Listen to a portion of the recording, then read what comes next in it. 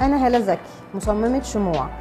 المجال ده أنا بحبه جدا. أولا أنا دخلت فيه بطريقة غريبة جدا.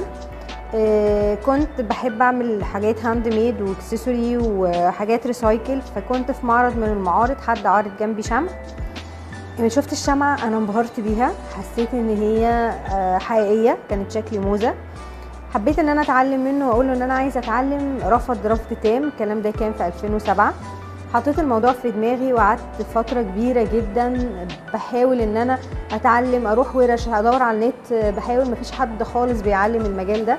لفيت في اكتر من مكان لغايه ما رحت قريه كده صغيره في محافظه الشرقيه. كان في واحد هناك عنده مصنع صغير او ورشه صغيره بيعمل صناعه الشموع. قلت له عايزه اتعلم. قال لي بصي احنا هنا ما بنعلمش، بس عايزه تتعلمي هتقعدي معانا وتقعدي ما تتكلميش مع اي حد ولا تسالي على اي حاجه، انت كل اللي هتعمليه تبصي بعينيكي وتتعلمي.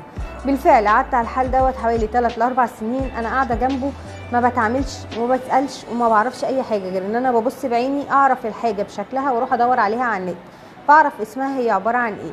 وبدات واحده واحده اعرف النسب والتركيبات شويه من على النت شويه منه. اتعلمت حاجات كتير قوي.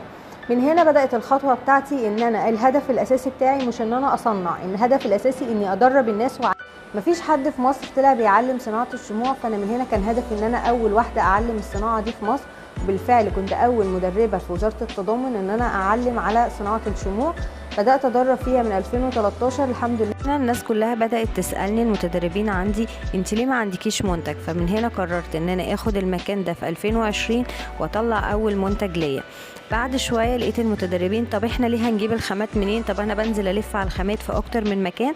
فانا قلت لا، لازم يكون عندي بيع خامات، وبقى المكان عندي تدريب وبيع خام وتصنيع.